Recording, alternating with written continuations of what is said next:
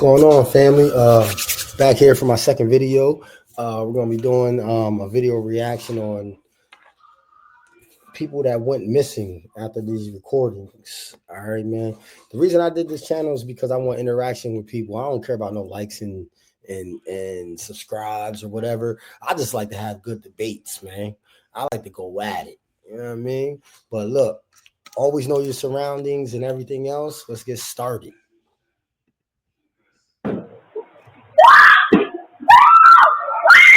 Warning, this man may kill you. That's crazy. Yeah, stop! Yes, I am. I'll pull her out. These are the final moments of victims captured on camera before they went missing. Let's start with a homemade video that captures the moments before a 14-year-old girl went missing. On October 12th, 2011, 14-year-old Cheyenne went missing, leaving behind a note telling her parents not to worry, that she loved them, and that they shouldn't. Any note like that, that shit's fake. Somebody else wrote that, or somebody made her write that. Look for her because she didn't want to be found. With no other leads, officers closed the case as a missing person matter. However, in early 2013, homemade videos Cheyenne had recorded resurfaced, casting suspicion on her stepfather. That's that creepy guy that lives downstairs. Oh, I mean, my stepdad, Terry. You know, I'm really bored. I wonder if I got anything to do. Man. I know what I can do.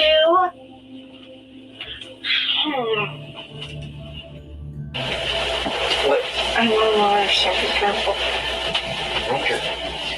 Oh, that's crazy. She said she had the warning that she was on a live stream. Be careful. That's crazy. See, that's why I try to set a great bond with my kids and nieces and nephews and everything, so they can feel comfortable to come to me whenever this is somebody doing something like this or anything like that, man. The government does not put these nasty ass animals underneath the ground, man. Fuck giving them jail time. It's over for them, yo. Did I say you were in this? No, you weren't. You go away. Help. See how abusive? No, he's not abusive. No, stop. Yes, I am. I'll pull her out. No. All right. See what I have to go through every day? Mister, I don't need. Stop. Whoa. That was fun. Oh, if the brother knew. Come on, what man. The heck? What made you know hockey stick? What are you doing in my room? Not your room, dumbass. Get out of my room. Touch me again, I'll break your fucking hands. Warning, this man may kill you.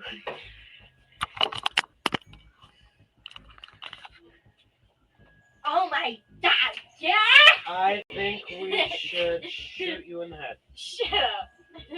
Screw up. No. I wanted to introduce you to someone. Was that the brother? This is our son, There's two people in Franklin. there. Was it the Detectives brother? brought Abbas in for questioning. After lengthy and intense interrogations, detectives finally broke him down, and he confessed. You got your man. There you go, Tyrians. That's one thing we should all agree on, yo. Before I knew it, No matter what's I was standing over a body. Last thing I remember, my head was over her neck for some reason. Every kid's innocent, my boy. Just over, and I couldn't do what. 28 years, yeah, they go out and Squeezing crazy. it, But my life is over. It's been over for a long time. I just didn't have a face reality. We're through that. Abbas confessed to sexually assaulting his stepdaughter, Cheyenne, for years. When she threatened to tell her mother, he lured her outside at night, strangled her, and buried her in a 5-foot grave he dug less than 100 yards from their home, where police the later mom found her didn't even peep remains. what's He also going on. admitted That's tricking crazy Cheyenne thing, into yo. writing the farewell Why is note she- discovered after her disappearance, claiming he told her to write it as a prank on her mother, but kept it to mislead investigators. Abbas was convicted of first-degree murder and sentenced to life in prison. Life in prison, Next bro. up, a chilling call Death recording recording captured the final moments before a woman who had accepted a free ride from a stranger went missing. Yo, where are we going? You better not take me anywhere I don't want to go. I want to go into the city. This was the last time anyone ever heard from 20-year-old Amber Tuckero. On August 18th, 2010, Amber, who had traveled to Edmonton, Canada for a short vacation with a friend and her 14-month-old son, accepted a ride from an unknown man. When she didn't return that night, her friend reported her missing. For 2 years, there were no leads until a chilling phone call recording of Amber's voice, captured in the stranger's car, was recovered and released by police. Where are we by? We're just heading south of Beaumont, or north of Beaumont. We're heading north of Beaumont. Yo, where are we going? No, this is a... Are you f***ing kidding me? You better not take me anywhere I don't want to go. I want to go into the city. Why would you take No, we're not going into the city, are we? First of all, man. No, we're not. No, where are these roads going to? 50th Street. 50th Street. Are you sure? No. Absolutely. Yo, where are we going? 50th Street. 50th Street. Woman, she carry a pocket knife. Matter of fact, a machete in her purse, bro. That purse can carry a sword. Stop putting swords in y'all purse. Y'all big body purses. Come on, man. Use that Stanley Cup. The man lied to Amber, claiming he was taking her to Edmonton, but drove her to rural Leduc County just 4 days after police released the phone conversation. Horseback riders discovered Amber's remains in a bush in Leduc County. She was positively identified through dental records. To this day, the man from the call has never been identified, and the circumstances surrounding Amber's death remain a mystery. Next, street CCTV captured the moments before a nursing student went missing on campus, later revealed to have been murdered by an undocumented immigrant. I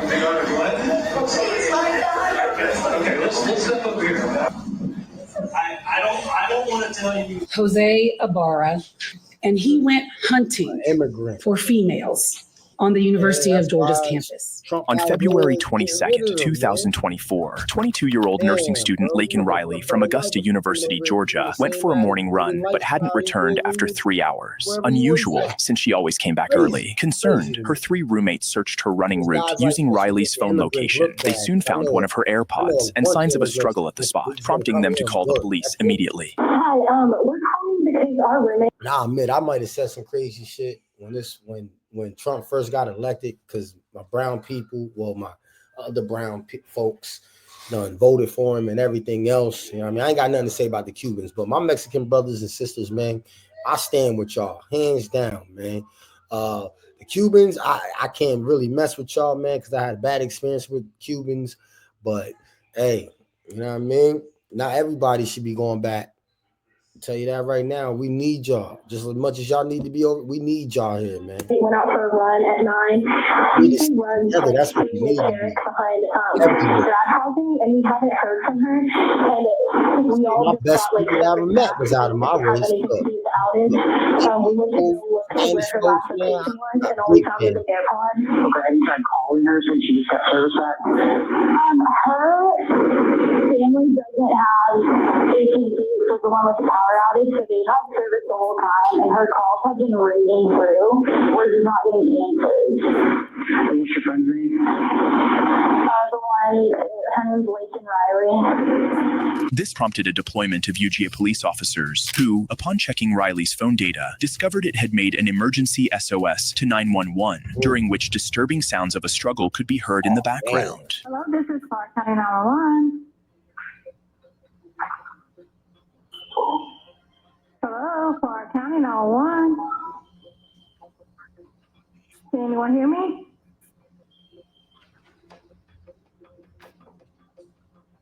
Yo, carry a knife, man. This shit breaks my heart seeing shit like this, yo. Carry a knife or something, man. So when you get the chance, you stab that man right in his neck. Ah, he ain't gonna do nothing. Or stab him in his private area. County 911. You know what I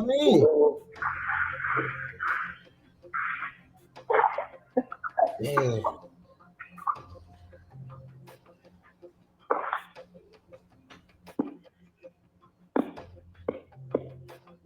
Yo Tango. That's crazy. Damn, I hate these. You know what I mean? But listen. With evidence of Riley being attacked all but confirmed, This is officers used her fucking iPhone crazy. location to They set up a everything up. perimeter and search the area where her phone had last pinged. Sadly, when they found her, what everyone feared had already happened. To the university, I found it. Ma'am. Oh. I need EMS immediately to the location where the phone pinged. Police found Riley's body, but all life-saving efforts were unsuccessful. An autopsy later revealed she died from multiple blunt force injuries to the head, brain bleeding, and asphyxiation. With her body recovered, the next step was to break the devastating news to her mother, younger sister, and roommates, who had been anxiously awaiting updates.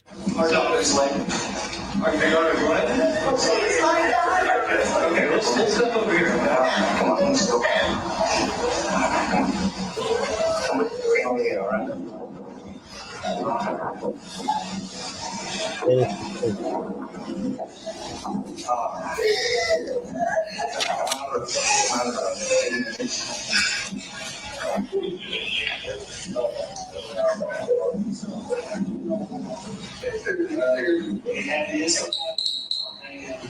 It's not good. I don't want to tell you yes or no because I don't have names. I don't know who anybody is. This is pretty serious.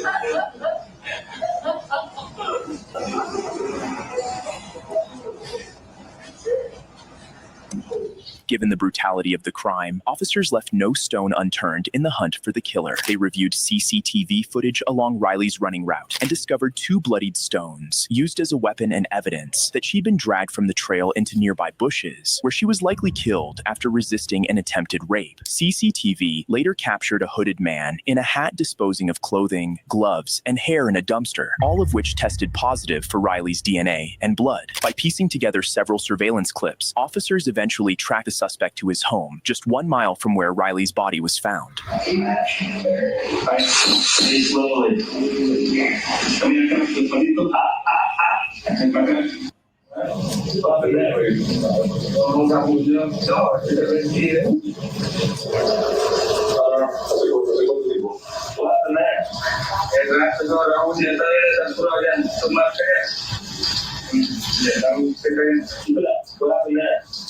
The suspect was identified as 26-year-old Jose Ibarra, an undocumented immigrant with ties to a local Venezuelan gang, a criminal record, and several outstanding warrants. Officers noted unexplained scratches covering his body and found photos on his phone showing him wearing the same hat and clothes from the day of the murder. Most damningly, his DNA matched samples from the crime scene and Riley's body, while Riley's DNA was also found under his scratches. CCTV also captured him trying to break into another woman's home that morning, suggesting he had been hunting for victims. Jose Ibarra was charged and convicted of malice murder, felony murder, kidnapping with bodily injury, aggravated assault with intent to rape, aggravated battery, hindering an emergency telephone call, concealing the death of another, and peeping Tom. Count 1, malice murder.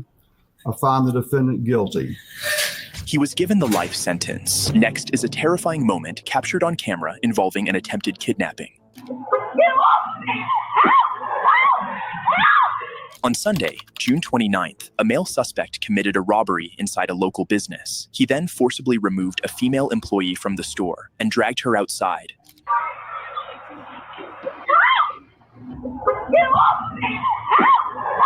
That's crazy. Man. Ain't nobody heard her. It's crazy to me, yo. Nobody heard her. Nobody. All that yelling. They should have had that. Run. Oh, yeah, there you go. Keep running. The woman managed to escape and caught the attention of a nearby citizen, who quickly came to her aid and called the St. Johns County Sheriff's Office. Well, how is he attacking her? Talk to me. He's trying to put her in the car. The suspect abandoned the kidnapping attempt and fled the scene. Officers later spotted the suspect driving recklessly. After a high-speed pursuit, he was taken into custody. The suspect, 31-year-old Tundi Dor, now faces charges of kidnapping, robbery, and grand theft auto. Next up, police body cam captures not moments Gabby. before a girl went missing. Gabby, Not Brian, okay. Gabby. What's going on? How come you're crying? Yo, the police really failed this one. On August 12th, 2021, Moab police in Utah responded to a domestic violence call involving 22-year-old Gabrielle Petito and her fiancé, 23-year-old Brian Laundrie, who were on a 4-month travel vlog across the U.S. Witnesses had reported that both parties had been hitting each other. What's your guys' names? Somewhere. I'm Brian. Gabby, Brian, That okay. man Brian somewhere What's going on? alive, How come you're yo. crying? I'm telling you, his parents, Some personal issues, and I just quit my job to travel across the country, and I'm trying to start a blog. Okay. So I've been building my website, so I've been really stressed. When you slapped him those times, were you attempting to cause him physical pain or physical impairment? Was that what you were attempting to do to him? What were you? I was trying to get him to stop telling me something. Tell me what's going on. I don't even know how much. You see this gets worked up sometimes. You want to tell me about those scratches on your face? She didn't step on her hand. That's why I was pushing her away. I'm not going to pursue anything. This is my fiance. I love her. There were visible marks on both of their hands, but neither Gabrielle nor Brian wanted to press charges. Step into Wix Studio and handle every part of your build from one platform. Map out. You're 22, right? So I'm choosing not to cite you today. The officer chose not to arrest or charge either of them and instead separated the couple for the night. Laundrie was taken to a nearby motel while Gabby stayed with the van. The couple reunited the next day and continued their trip until August 27th when Gabby vanished. On September 1st, Brian Laundrie quietly returned home alone to his parents' house in Florida. 2 days earlier, he had called his parents and told them Gabby is gone, adding that he would need a lawyer. Rather than alert authorities, his parents concealed this information. It wasn't until September 11th that Gabby's mother filed a missing person report. Unable to reach her daughter for over a week, Brian became the prime suspect, but refused to cooperate, exercising his right to remain silent. Shockingly, Brian and his family then went on a camping trip, fully aware that Gabby was no more, while ignoring repeated pleas from Gabby's parents, who were desperate for answers. Whatever you can do to make sure my daughter comes home, I'm asking for that help. Our lives are falling apart. Man didn't have no We believe restrictions, you no know the nothing. location of where Brian left Gabby.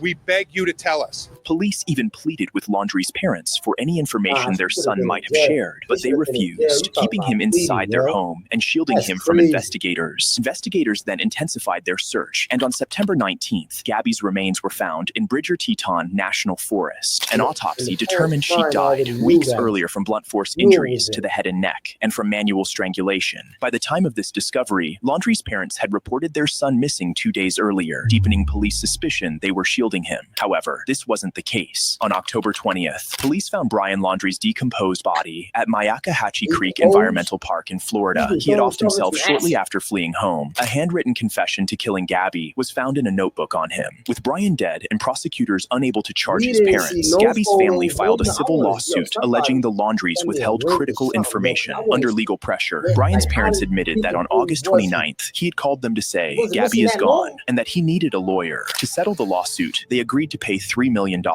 In the next case, this mother of two recorded a video naming her husband as the suspect before she went missing. This is me, covering all my bases, making sure that if something happens to me or my family or all of us, that our assets are documented. Do you not know where she's at? Okay. What do you think has happened to her? Have I told you that you're a suspect? Felt like that a few times. On December 7th, 2009, 28-year-old Susan Powell's relatives reported her missing, along with her husband Joshua and their 2 children. Officers broke in to search for them, but found no one. That same evening, Joshua returned alone with the children, claiming he had left Susan at home while he took the kids camping in the middle of a snowstorm, a story that raised red flags. Police found Susan's blood in the house, learned Joshua, who had declared bankruptcy with over $200,000 in debt 2 years prior, had emptied her retirement accounts and discovered a letter and homemade video Susan had left at work, warning, "If I die, it may not be an accident," directly implicating her husband. This is me, July 29th, 2008. It is 12:33 Mountain Time. covering all my bases, making sure that if something happens to me or my family or all of us, that our assets are documented. Hope everything works out and we're all happy and live happily ever after as much as that's possible. Charlie, say hi. This is all stuff bought in a year or less through Home Depot on my credit. Josh bought a lot of stuff and then he had to bankrupt it. And then he bought a little bit more on my credit. And I had necklaces too. Where those are. Got in a rage, as you can see, and broke this. There's studs and pearls and opals in there. Broke this and threw all my DVDs and made a mess. Because he was angry at me about a year or two back. Joshua then got into even deeper trouble when a coworker came forward and testified that Joshua often talked about how to hide a body, prompting officers to bring him in for questioning. You do not know where she's at. Okay. What do you think has happened to her?